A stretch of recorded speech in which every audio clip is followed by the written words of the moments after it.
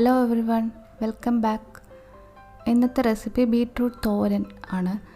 2018 തന്നെ ഞാൻ എൻ്റെ സൈറ്റിൽ ഇത് ഷെയർ ചെയ്തിട്ടുണ്ടായിരുന്നു.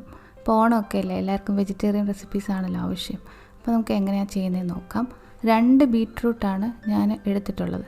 ഇത് ഒരു ഗ്രേറ്റർ കൊണ്ട് ഗ്രേറ്റ് ചെയ്ത് എടുക്കുക. അതിലേക്ക് ഒരു സവാള കൊത്തി അരിഞ്ഞത് ചേർക്കാം.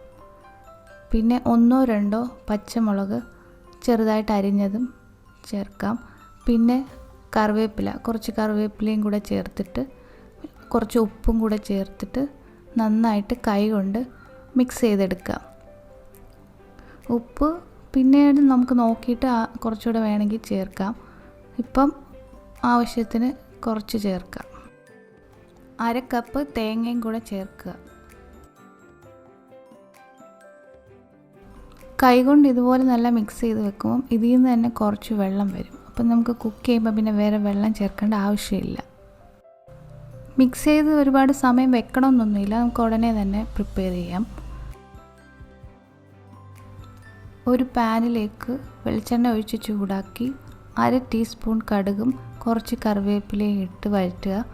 കടുക് പൊട്ടുമ്പോഴത്തേക്ക് നമുക്ക് ബീട്രൂട്ടിൻ്റെ മിക്സ് ഇതിലേക്ക് ചേർത്ത് കൊടുക്കാം.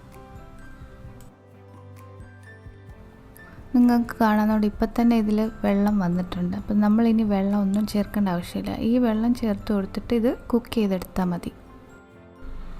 ബീട്രൂട്ട് ചേർത്തിട്ട് നന്നായിട്ടൊരു 1-2 മിനിറ്റ് വഴറ്റി കൊടുക്കണം. അതിനുശേഷം നമുക്ക് അടച്ചു വെച്ച് ഒരു 5 മിനിറ്റ് കുക്ക് ചെയ്യാം. ചാനൽ സബ്സ്ക്രൈബ് ചെയ്യാത്ത ആരെങ്കിലും ഉണ്ടെങ്കിൽ ഒന്ന് സബ്സ്ക്രൈബ് ചെയ്തേക്കണേ.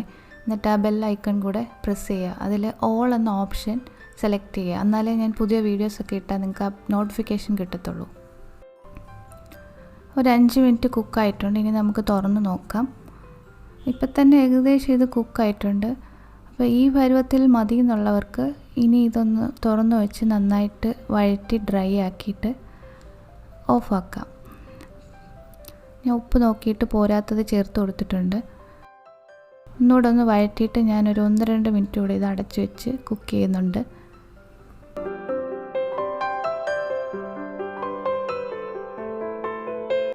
ഇനി കുറച്ച് നേരം കൂടെ തുറന്ന് വെച്ചിട്ട് വഴറ്റി ഇതിൽ വെള്ളമയം വല്ലതും ഉണ്ടെങ്കിൽ ഡ്രൈ ആക്കി നമുക്കെടുക്കാം.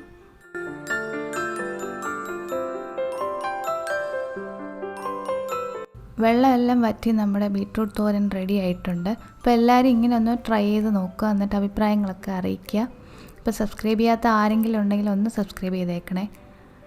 അടുത്ത റെസിപ്പിയുമായിട്ട് കാണാം.